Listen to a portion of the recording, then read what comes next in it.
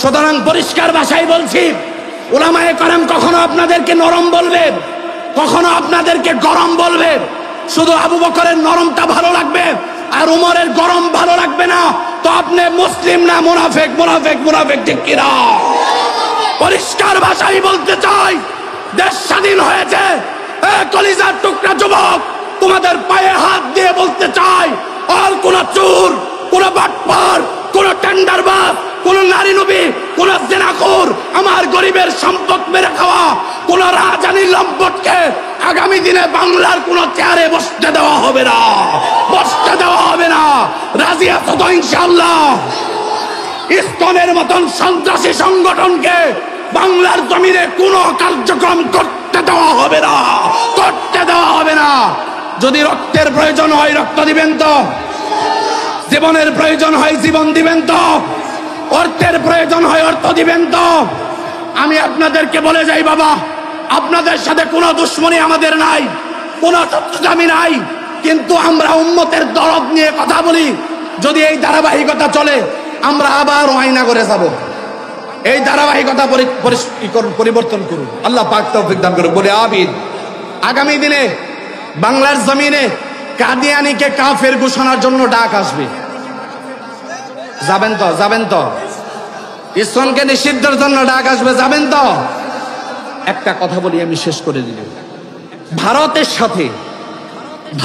সাথে হিন্দুত্ববাদের সাথে মুসলমানদের যুদ্ধ করতে হবে, যাবেন তো? এখন বলবেন হুজুর আপনি যুদ্ধে লাগাই দিতে চান। আল্লাহর হাবিব সাল্লাল্লাহু আলাইহি ওয়াসাল্লাম বলেছেন গজওয়ায়ে হিন্দ হবে। নবীজি মসজিদে বসে বলেছেন, সাহাবারা আমার নাকে আমি গজওয়ায়ে হিন্দের বিজয়ের গান পাই, আমার উম্মতরা গজওয়ায়ে হিন্দের যুদ্ধ করবে আর যুদ্ধে আমার উম্মতরা বিজয় অর্জন করবে। সুতরাং আগামী দিনে সারা পৃথিবীর ইহুদিদের সাথে আফগানের মতো, সিরিয়ার মতো, চেচনিয়ার, বসনিয়ার মতো আমাদের উপরে জুলুম আর নির্যাতন আসতে পারে।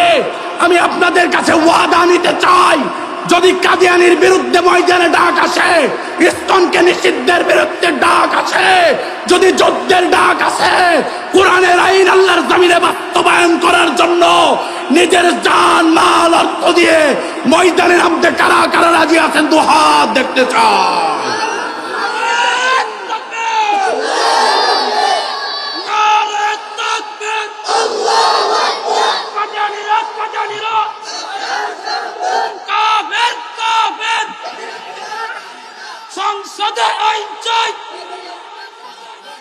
পরিষ্কার পরিষ্কার পরিষ্কার শোনেন শোনেন শোনেন, এই বিষয়টা একেবারে পরিষ্কার। বলবেন হুজুর এত চিল্লান, এত চিল্লান কা?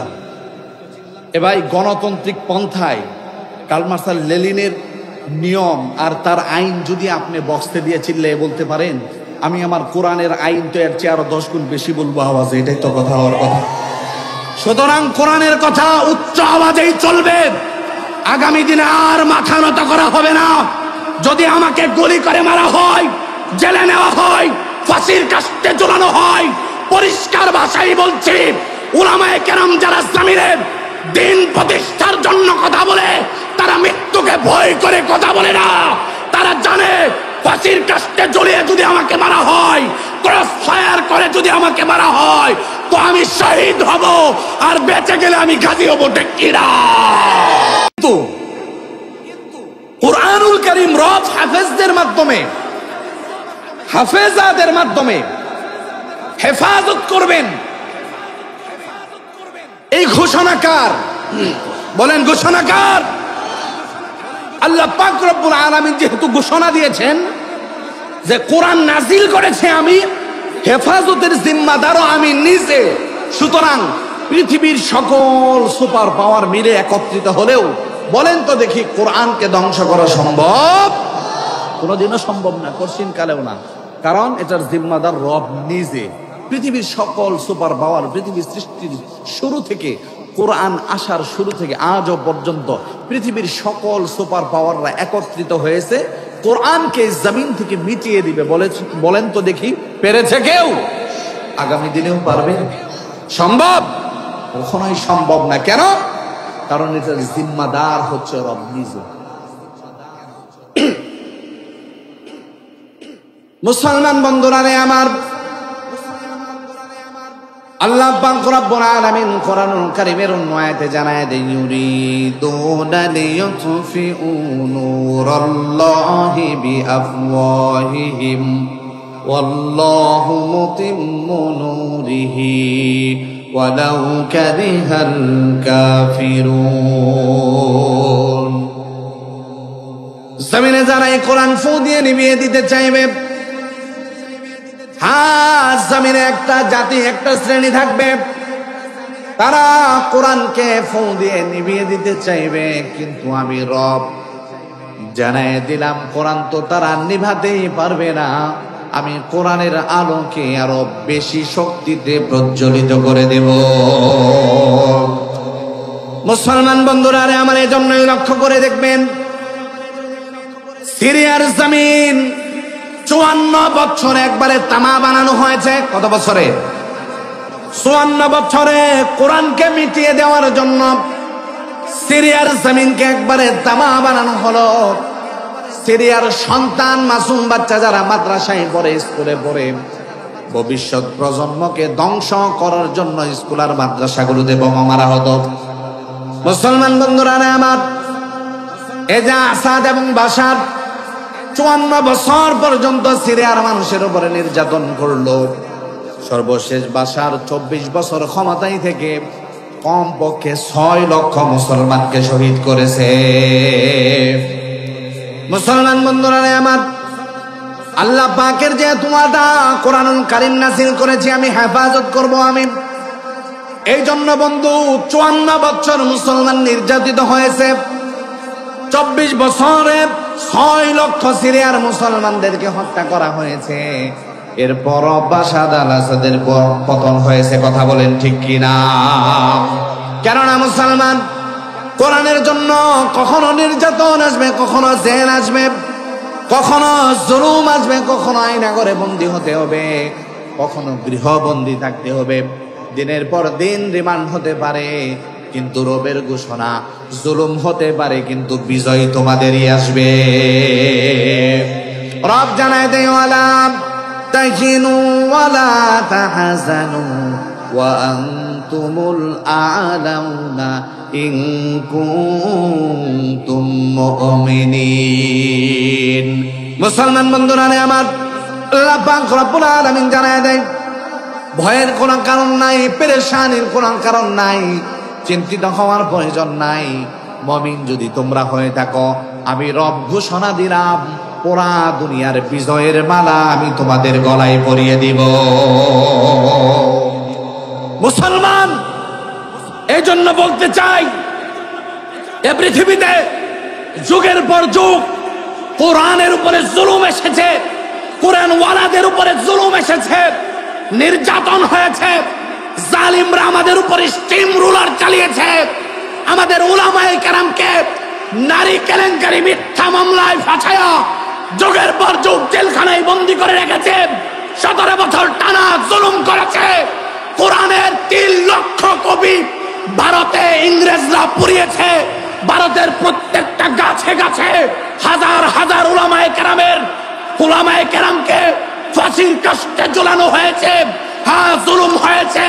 বাবরি মসজিদ ভেঙে মন্দির বানানো হয়েছে। ভারতের সংসদে কোরআনের 26টা আয়াতের বিরুদ্ধে রিট করা হয়েছে। হ্যাঁ, জুলুম হয়েছে, কিন্তু মনে রাখবা এ জুলুম আজকের নতুন নয়, এ জুলুম 2024-এর নয়, এ জুলুম স্বাধীনতার পরে 53 বছরের নয়, এ জুলুম সিরিয়ার 54 বছরের নয়, এ জুলুম যখন কুরআন আসছে তখন থেকে শুরু হয়েছে, আগামী দিনেও থাকবে। সুতরাং আমরা ভাগ্যবান যদি সেই কোরআনের জুলুম যেখানে হোক আমরা জালিমের পক্ষ নিব না, মাজলুমের পক্ষ নিব। রাজি আছো তো ইনশাআল্লাহ? পরিষ্কার ভাষায় বলছি, যদি কেউ মনে করো দেশ স্বাধীন হলো নতুন করে আর বাংলাদেশে ইসলামী আইন শুরু হয়ে যাবে, খেলাফত হবে, তাহলে বোকার স্বর্গে বাস করছো। পরিষ্কার বলে দিচ্ছি, এইভাবে গুনার মহড়া যদি চলতেই থাকে, কোরআনে মাহফিলের আওয়াজ চলছে, এখনো দোকানে বসে টেলিভিশনে কিছু মুনাফিক আছে না নাই? কিছু মানুষ বিবির মহব্বতে ঘুরে আছে না নাই? কেউ মোবাইলের নেশায় আছে না নাই?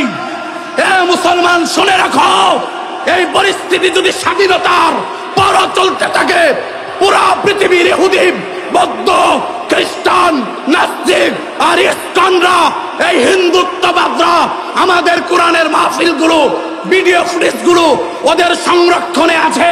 ওরা এগুলো তত্ত্বাবধান করে দেখে এখনো কোরআনের মাহফিল হয়, আর বিশাল আয়োজনের অর্ধেক মাঠ ভরে না। ওরা তো পরিষ্কার বলে কোরআনের আলোচনা হওয়ার পরেও মানুষ কোরআনের আলোচনা শুনতে আসে না, সেই দেশে ইসলাম কায়েম হতে পারে না, ঠিক কি না? হ্যাঁ, ওরা যখন দেখবে কোরআনের মাহফিলে, প্রত্যেকটা মাহফিলে প্যান্ডেল পুরা ভরপুর হয়ে গেছে, আর উলামায়ে কেরামের জবান থেকে কোরআনের আইন বাস্তবায়নের জন্য যা বলতে হয় তাই বলছে, কোন মুনাফিক, কোন বাতিল, কোন উলামা বিদ্বেষী উলামায়ে কেরামের জবানকে স্তব্ধ করতে আসছে না। খোদার কসম খেয়ে বলি, এই ধারাবাহিকতা যদি ও যুব সমাজ তৈরি করতে পারো, আগামী দিনে পুরা পৃথিবীর নাস্তিকবাদ, ইহুদিবাদ, ভারতের দাদা বাবুরা মুসলমানের পায়ে লুটিয়ে পড়তে বাধ্য হবে, ঠিক কিনা?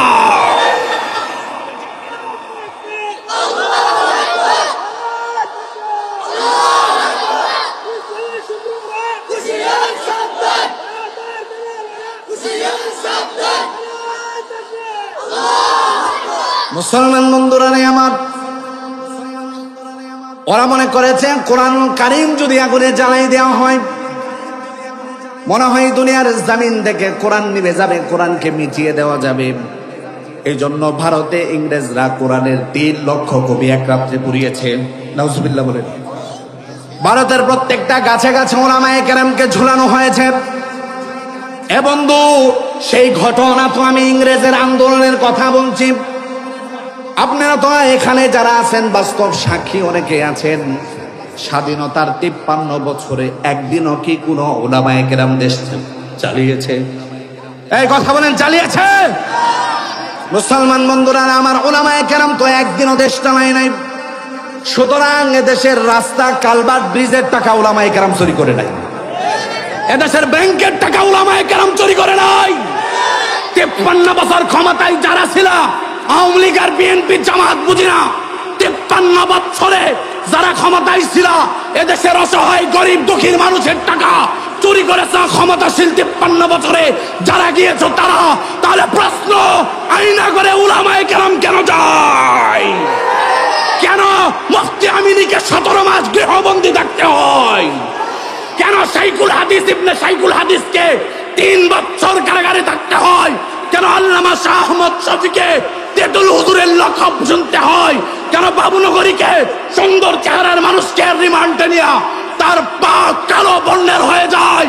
কেন গুনবিকে জেলে বন্ধ করা হয়? কেন হারুন ইসারকে বারবার জেলে বন্ধ করা হয়? এর উদ্দেশ্য হচ্ছে বাংলাদেশের সম্পদ না, ওরা আমার বাংলাদেশ থেকে কোরআনকে মিটিয়ে দিতে চায়।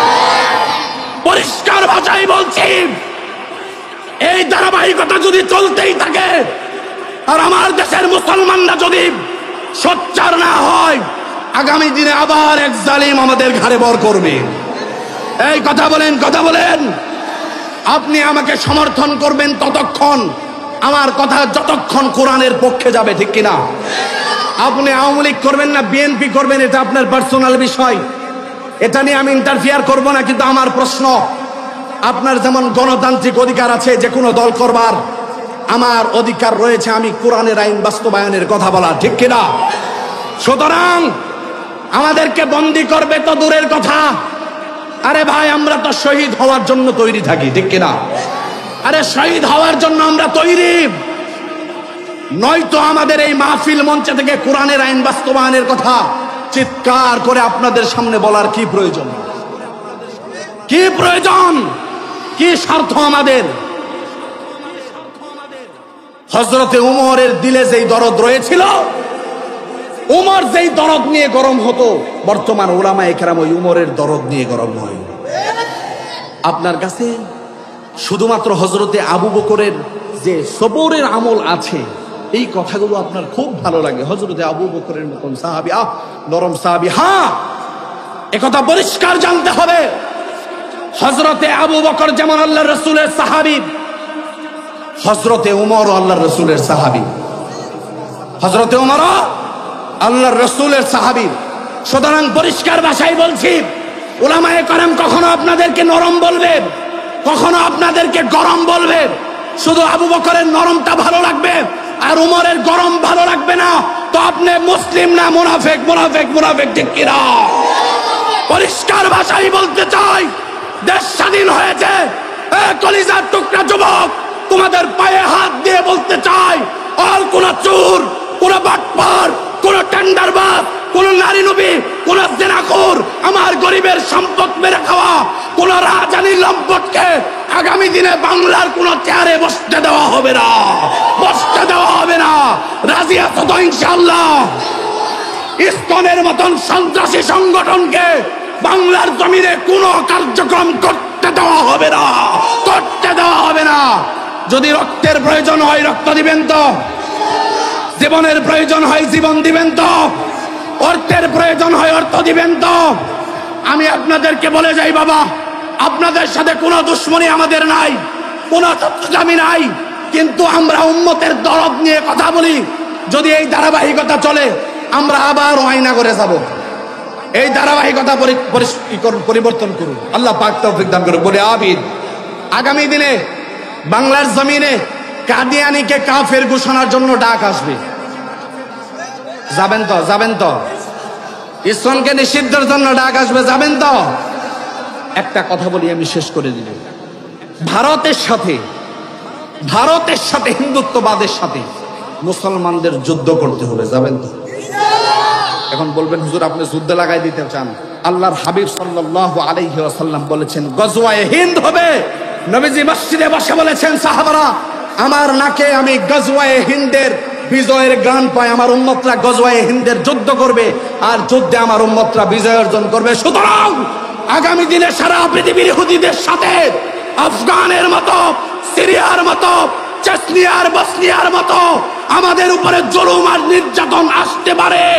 আমি আপনাদের কাছে ওয়াদা নিতে চাই, যদি কাদিয়ানির বিরুদ্ধে ময়দানে ডাক আসে, ইসলামকে নিষিদ্ধের বিরুদ্ধে ডাক আসে, যদি যুদ্ধের ডাক আসে, কোরআনের আইন আল্লাহর জমিনে বাস্তবায়ন করার জন্য নিজের জান মাল অর্থ দিয়ে ময়দানে নামতে কারা কারা রাজি আছেন? দু হাত দেখতে চাই।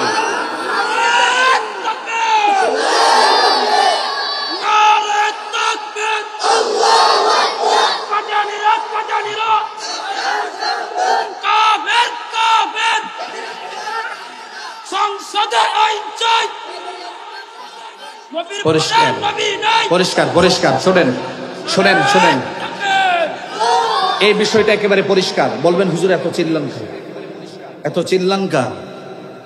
এ ভাই, গণতান্ত্রিক পন্থায় কার্ল মার্শাল লেনিনের নিয়ম আর তার আইন যদি আপনি বক্সতে দিয়ে চিল্লে বলতে পারেন, আমি আমার কোরআনের আইন তো এর চেয়ে আরো 10 গুণ বেশি বলবো আওয়াজে, এটাই তো কথা হওয়ার কথা। সুতরাং কোরআনের কথা উচ্চ আওয়াজেই চলবে। আগামী দিনে আর মাথা নত করা হবে না। যদি আমাকে গুলি করে মারা হয়, জেলে নেওয়া হয়, ফাঁসির কাস্টে ঝুলানো হয়, পরিষ্কার ভাষায় বলছি, উলামায়ে কেরাম যারা জমিনের দিন প্রতিষ্ঠার জন্য কথা বলে, তারা মৃত্যুকে ভয় করে কথা বলে না। তারা জানে ফাঁসির কাস্টে ঝুলিয়ে যদি আমাকে মারা হয়, ক্রস ফায়ার করে যদি আমাকে মারা হয়, তো আমি শহীদ হব, আর বেঁচে গেলে আমি গাজী হব, ঠিক কিনা? ওয়া আখির দাওয়ানা আলহামদুলিল্লাহি রাব্বিল আলামিন।